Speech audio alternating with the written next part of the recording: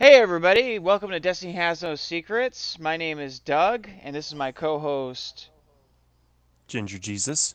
And today where we talk about everything L5R, we're going to be talking about the Unicorn Clan fiction that came out this week, and we're going to be playing a little bit catch up by covering the Phoenix cards. Um, we so a couple cast updates though before we get started. We have those of you who are subscribed to our channel, which if you like us, please like and subscribe. To our Please do. yeah, Please do. please do. It helps. The more people we get, the more we know that we want to produce this content, and the more feedback we get, the better we can do for you. But anyway, you might notice that there's some additional content on our channel that is not necessarily L5R in nature. And this is just mostly because we were experiencing large gaps in between our release schedules, and we want to produce something out there, and also see if there's anything else that people are interested in. I've been thinking about after I get done with the card I reviews, doing some Netrunner I content, would maybe say that more. I Hmm? I did make it L5R related. Yeah, you named the team. It was a Blood Bowl videos that you posted, Yeah. which is pretty cool. Like, I was in Blood Bowl for a tiny bit, like as far as the old video games, but I've never Mhm. gotten into the miniature game or anything like that. So, but yeah, let us know if I have there's any. figs if you want to. Hey, definitely, I would like to do that. That we're gonna get some for taking time away from playing L5R. Yeah, right. Yeah, I know, right? Um, My wife is actually quite angry that L5R is coming back out oh why? because I dumped a couple $100 on Blood Bowl because I figured L5R was gone. I needed to find a new game, and I went out Yeah. there and I found Blood Bowl, and I really enjoy it. So I played it a lot, and I spent Hmm. a lot of money on it. And L5R is coming back, and my figs have been collecting dust for 4 months. Oh no. Yeah, Well, I can't focus on more than one game at a time. yeah, we should. I actually am ADD of everything. Hmm. Probably because I have ADD. But so like I have a lot of different types of games that I balance out, and actually that's one of the things that we could probably do an episode on before the release is like what games are going, what games are coming in, our play styles and stuff like that. Like I think about doing some Netrunner content because I've been playing Netrunner actually quite a bit more than I have in the past recently, Hmm. especially online. So, and I also Warhammer just came out with the new 8th edition, so I don't know, like the big crack No, no. addiction. I have, oh God, I have thousands of dollars worth of Warhammer figs in my garage. Yeah, me too. I got like 4 or 5 armies, like I, I, full-fledged I don't armies. play Yeah, well, like as to soon play as a 3 to 4 hour game anymore. Well, as soon as I get the splendid garage that you see behind me cleaned up, which all I'm really waiting for is to get a rig to haul all my garbage out, get everything condensed, right? Then I'll have a born enough play area, and we could probably get together and play some L5R or do some Warhammer. But yeah, anybody who is listening or watching this, if they want to see other types of content, I'd be more than happy to list maybe in the comments section if you ask if I play a certain game. I play a lot of Netrunner. Obviously, Ginger Jesus does some Blood Bowl here, and other amongst other things. I don't know what else he does. But yeah, let us Uh, know. we we homeschool our children, Hmm. and we use a lot of board games in our homeschooling. Oh, that's amazing. I don't play much board games. Yes, we play a lot of because of the children of varying age groups. We Hmm. play a lot of cooperative board games. That's cool. Like so maybe like some board game reviews in the future or something like that, or Yeah, tutorials or yeah. playthroughs or whatever. Yeah. Like I gave my wife Pandemic Legacy for her birthday, and she was just through the moon over Oh, that. nice. Yeah, I don't ever have the time or the space or group to play board games with, right? Because everyone in my Hmm. house has so many different, hobbies. Getting everybody together around the table is a little difficult in my house, and gaming groups is kind of hard too. But anyway, so yeah, expect some extra content here and there, just to kind of fill the gaps, and also we're going to be still working on producing the rest of the card reviews. We got behind. I had to edit and post the last two episodes that we did one last week. It should be going up tonight. I I already have it edited. I'm So, going to interrupt you for a second. mhm. We did not get behind because I'm not doing any of that work. I got just behind. I would just completely take the so blame. Everybody send their hate mail to no, no, me. no. All the editing, hmm all the cleaning up, all that stuff, all I do is sit here and talk for an hour. You do everything else, and if it takes a little time, it takes a little time. I'm not going to complain about that because I don't have to do any of the work. Yeah. So I'm appreciative of that. I'm just going to throw that out there. Well, thank you. I think I If it appreciate takes a it. little while, it takes a little while.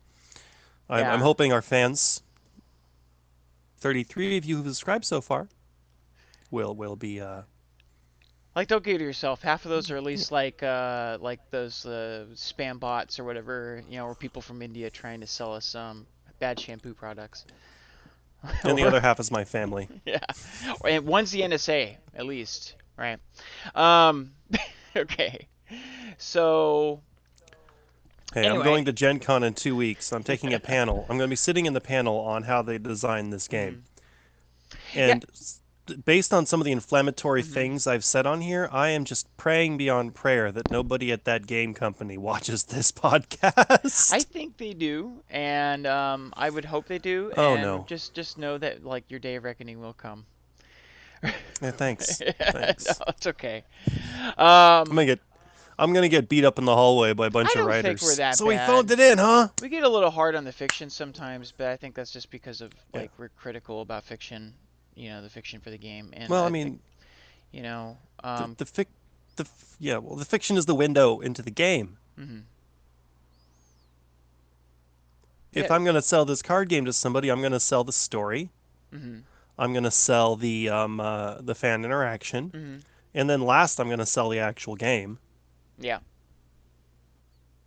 because there's 1,000 games and they're all good. So Well, why do you want to play this game? so just like kind of as a segue into the other sort of cast other announcements, just for everybody's notice, we will be doing Yes. this coverage of this they dropped a bunch of stuff on us this week, which we're not Oh going to bloody cover in hell, this yeah. episode, but we will be covering in the next episode. Because we should only have the unicorn cards, so we're going to try to cover the rest of that. But they dropped first of all, for those people who are waiting on a rule book, we have rule books now. We have a learn to play guide and a the sort of index rule book, detailed definitions thing. The glossary. It's called a glossary. But so like for those of you who are not familiar with the way FFG has done these things, right? They started doing this with the Game of Thrones. They give you the learn to play guide, right? Which is basically a basic walkthrough of the game and the phases and stuff like that. And then they give you a glossary with every single term and the rules effects and the phases and the nitty gritty detailed stuff for those rules monkeys out there. So it's meant to be taken one or the other. And you can find both for download on FFG's site. They do update them sometimes. I don't think they'll be updating. Hopefully, they won't be updating it before Gen Con in a significant way. But yeah, Yeah, I hope those not. those are available. So if anybody has any questions or wants to look up some rules or things that come up in the podcast, go ahead and look them up, or just look them up to learn, especially if you're going to Gen Con, because they will help you cut down on that. You only have like an hour of time to build a deck, and then you don't want to have to be learning the game and every single nuance of the game. Um, so yeah, try to look them up and follow that. And the other one they gave us was organized play, which we'll probably take up the bulk of next week's conversation. But just for right Yeah. now, it's pretty amazing. That's what I'll add. I did speak to one of our local gaming stores. He did sign up. Oh, awesome! Yeah, I was gonna try to get a hold of him. I hadn't had time. I got a hold of Mhm. the other gaming store, the other big gaming store that we have. Okay. Yeah. So, um, anyway, so moving on. Let's do the fiction first, because I think the fiction's pretty Yeah. concise and easy to do. There's a lot of stuff in here to talk about with the Phoenix. So, but with the unicorn fiction, so we have Curved Blades, which is the Unicorn Clan fiction for the week, and it's by Reese Sosby, which I was insanely pleased to see. I Uh, love Reese's work. Um, I do recognize that name from other L5R fictions in the past.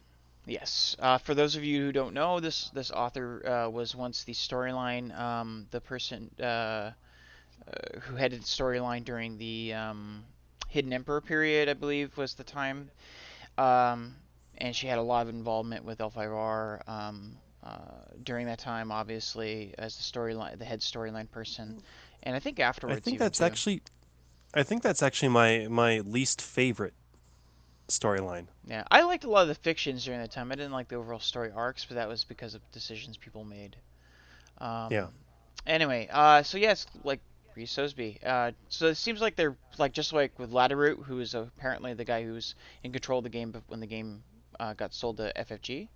Um, Hmm. yeah, so they're kind of bringing in some of these old AEG people to kind of pass it on, as it were, or maybe even be involved. Who knows? I would like to see their continue. Anyway, so starting off, what do you it's a festival, a marriage festival, and there's a bunch of stuff that goes on in this. What do you think about it? Let's pass on to you, Ginger. What did you think about this fiction?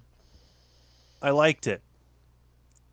It was a really good insight into not only the unicorn but also how others see the unicorn. Mm-hmm. I definitely felt during the scene with the crane that the unicorn felt on the back foot the entire time. Um, Mm-hmm. Always having to explain, always having to justify. I felt she did it well, but she was definitely coming from a place of defense. Yeah. And I see that as very indicative, not only of where the unicorn were at that time in the storyline, Mm-hmm. but where they went in the Yeah. previous storyline at this point. Mm-hmm. I really liked it along for the same reasons. Um, well, first of all, like so, okay, I liked it because it was like your typical situation in a unicorn. This is a unicorn celebration for the marriage, and we got to Hmm. see this new champion, which was is new from the old fiction. At this point in time in the old fiction, it was Yokatsu that was the in a different storyline. So I'm glad to see that they're not going at least obviously right now with the same sort of shtick that they had at the beginning, Hmm. which really handicapped them. I felt. Um, I love the fact that they brought in the two things I like about it was the exposition, right? Because I've railed against that before, where they don't like have too much exposition, which even though it may seem like bad writing, is actually good writing for players getting into a game. And they did a lot of exposition. Hmm. Short Reed did a lot of exposition during the story. It did get a little tedious from a reading standpoint, but I liked it because it explained things like just directly out in the open. Here's what the unicorn are. Here's what they stand for. Here's the conflicts that go on by being that outsider or being perceived as that outsider as a clan, and having different cultures and traditions. And then the other thing I liked about it was they go into divorce, which I really think is a cute way of touching on the Rokugani culture as a whole. Um, so like the central figure for this divorce was a Sako. This character was a Sako.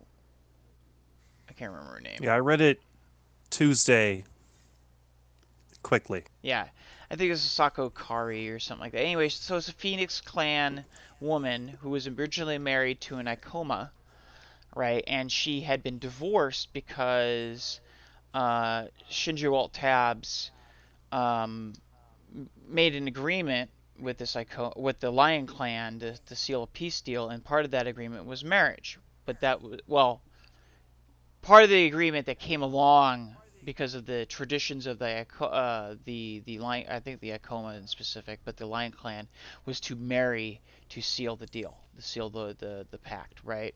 And Not unheard of. yeah, but it's the unicorn though. They have a big issue with that, obviously, because they cherish their freedom, right? And so that's the big conflict, right? And this Phoenix Clan woman who was or she was originally Phoenix Clan, she's in Sako.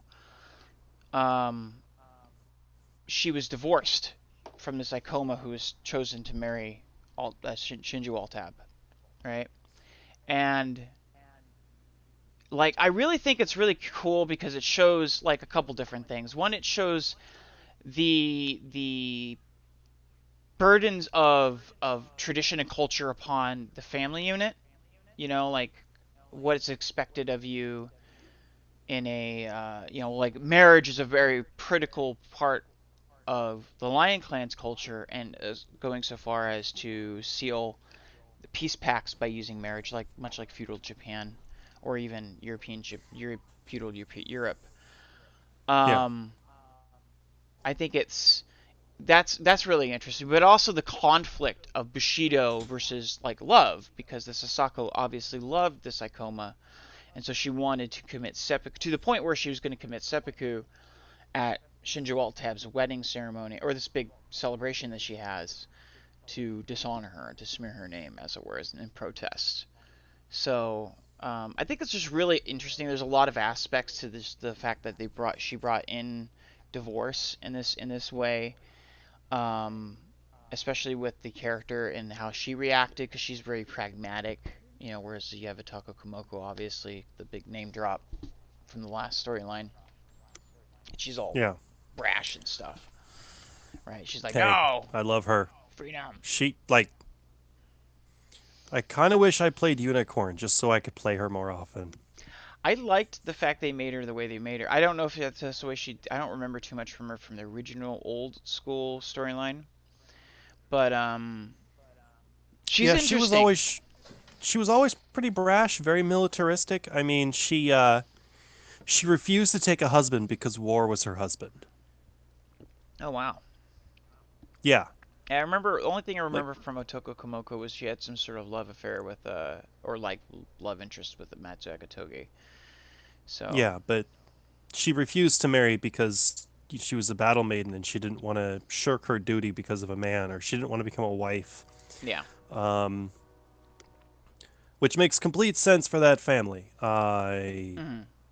Yeah, those guys are crazy. Those ladies are crazy. The guys pretty mellow actually. If you read the fiction, all the otaku men are like pretty mellow guys, but all the women, man, Well, you haven't run nuts. into the moto yet too much. Like Yeah, the I'm moto waiting or on that the yeah. because I like the fact that they involved a significant difference in the culture, like because that mm-hmm, was they involved that in the old story at a later time. They brought in the moto emphasis and this more sort of Mongolian aesthetic, but they actually just like straight up, this is the unicorn. They involve it like an Arab aspect to it, with the scimitar and all these kind of like Mongolian sort of other than Japanese aesthetics, we really see portrayed, uh, expectedly from the unicorn, but like really well in this story. Um, just in general, like how the conflicts of even just using a well, curved blade over a straight sword is kind of a interesting thing that they talk about in this. well, they're cavalry. You always want a curved blade when you're on a horse. Hmm. That's the one which made the story very interesting to read as an outsider's perspective, Hmm. who understands the inside perspective. Yeah. Um, I'm gonna backtrack a minute because you said a word and I need to double check. Hmm. Did they mention the moto at all? I don't remember that. I don't think they did, but they definitely bring in this sort That's a of shame. like other than feudal Japanese, I would assume like sort of Pan Asian um, aesthetic, right? Like sort of coming from, I don't know, what's the area, Well, like Azerbaijan or something like that. Some like places that have I, like sort of an Asian, Middle Eastern mix. Um, I'm not quite as familiar with some of those areas, like Mongolia, for instance. yeah. I Um, was talking to a friend of mine who understands Asian culture much better than I do, and mm, he also understood this game. And he was mentioning how like the Crab Clan, for instance, is much more ancient Korea than ancient Japan. okay, okay. And meanwhile, the Dragon Clan is much more China over Japan. Hmm.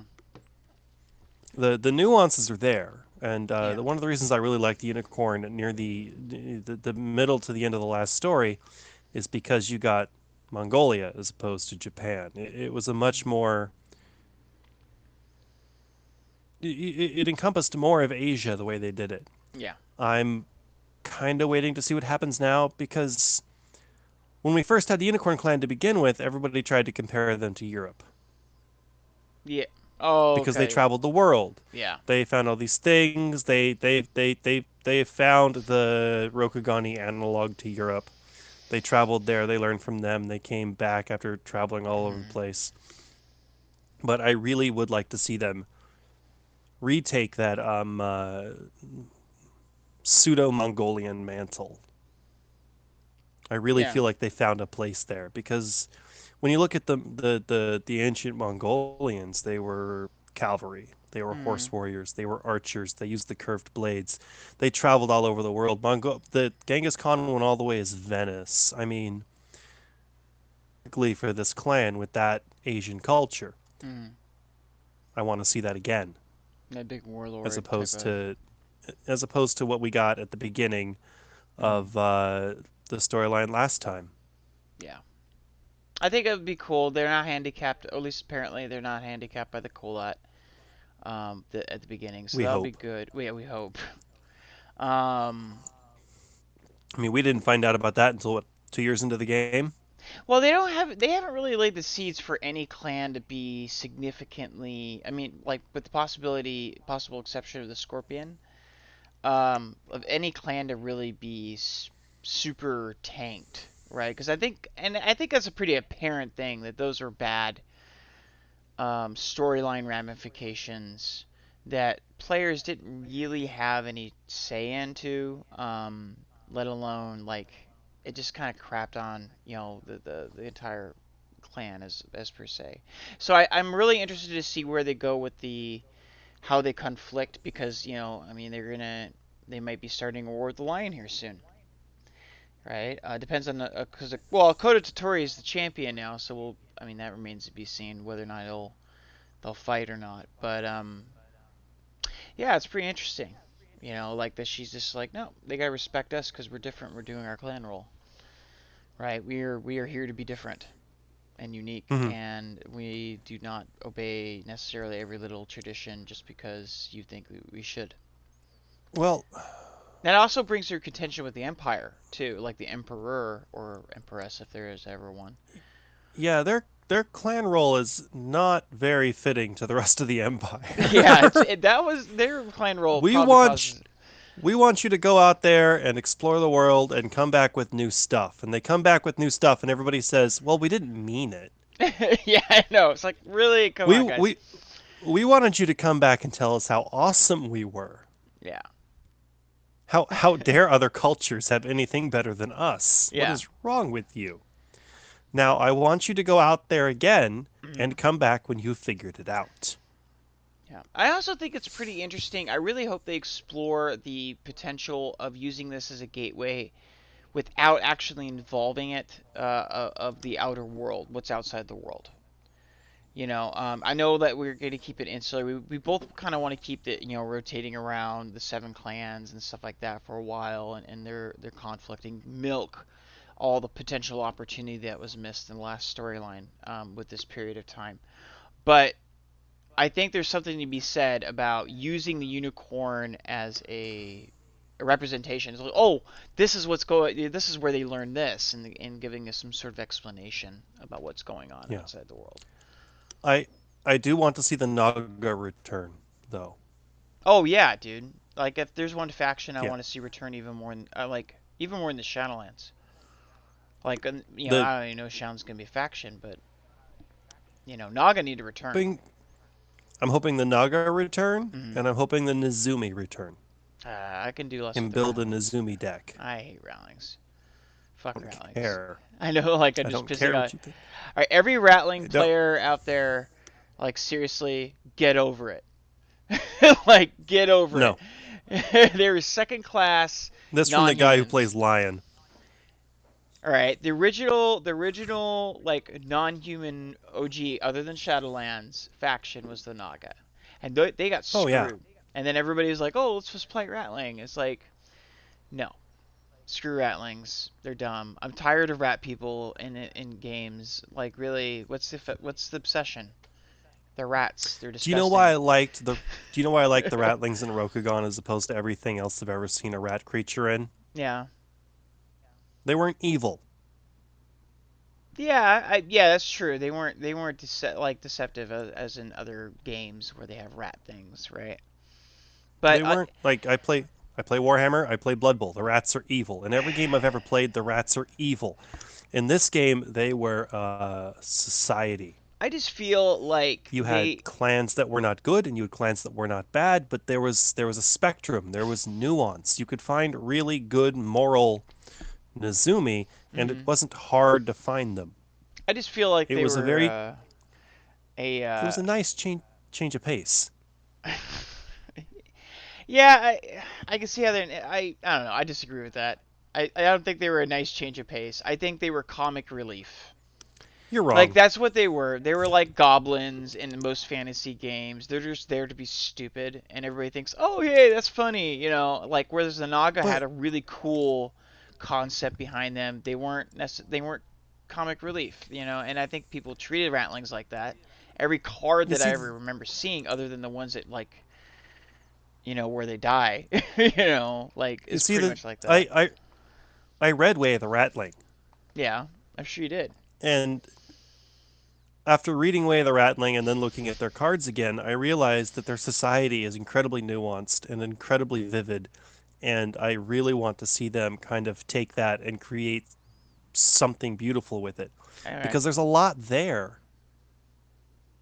I mean, they have a spirituality, they have a religion, they have a philosophy, they have they have all these things which you would never equate to the Mm, Ratlings just on your basic understanding of them.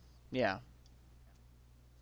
I could see that. I mean, if they take them a little bit more seriously, maybe I'll give them a second try, but or like second look at to appreciate. But The I just hated the cards where it's just don't like, value hmm? Ratlings don't value courage. Oh yeah, because they're rats, right? Well, in the Ratling culture, anybody who runs away from a fight is a brave warrior. Anybody who stands and fight is a foolish coward in any situation. That's pretty funny. So they don't like when you get the Ratling cards in the game, unless you're playing like a Ratling deck and it's all scouts and subterfuge, you're Hmm. playing very atypical Ratlings, and I Yeah. really want to see them kind of create. I don't want to see a Ratling deck. I don't want to see a full faction, but I would like to see Ratling influenced cards as crab I options. think we will see something like that going forward. Yeah. Like if, for instance, going Maybe back even to the unicorn options because they don't, I don't think they really have a problem with them either. I would think, well, yeah. I mean, I think they were more likely to see if we see anything like that. Like we'll probably see Naga Unicorn. I would like to see more of like the Burning Sands aesthetic within the Unicorn, because they were there. Like the Pan-Persian, Egyptian, maybe even Hmm. going that far.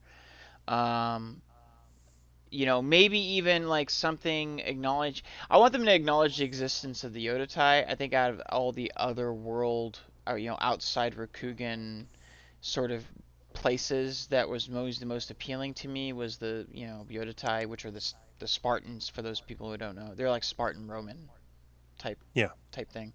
And it really pissed me off that I was looking forward to for years because they were heavily alluding to the fact that they would have it as a storyline eventually, right? Where basically the Roman Empire or the Yodotai Empire invades Rokugan, and everything in storyline had gone that way, and it was building up to it, and we never got to see it. I wanted to see Spartans versus samurai, right?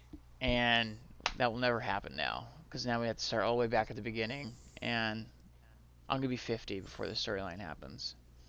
I just know it. Yeah. Yeah. All right. I did build a nice spider deck with a lot of Yodo in it though. Oh, like influence cards and things like that. What they had in the this? Did they have any zero say for? I know they had a You see, neutral guy. what I did is I found every Yodotai card I could find. So, 3 copies of 3 cards. Yeah, pretty much. And I built a spider deck because I hate spider. Mm, And I wanted to make a good enough spider deck to place high enough in Kotais yeah. that the Spider Yodotai alliance would be firmly Mm. cemented in the storyline. One of my favorite cards was actually a Yoda type card. It was Dibellus Yodatorum. It was an item. It was a promo item, so it was a little harder to get, and Hmm. it drew cards like it was an item that you could attach to a tactician to draw a card. It's pretty awesome. But anyway, Nice. we've gone. Woot. Gonna get Sorry, back at the it's been a station. long day. I was stuck in It's traffic for an fine. hour and a half because I had to drive by a military base. Yeah, that's great. Yeah. Let's just roll on back. All right, coming back Roll it to on the plan.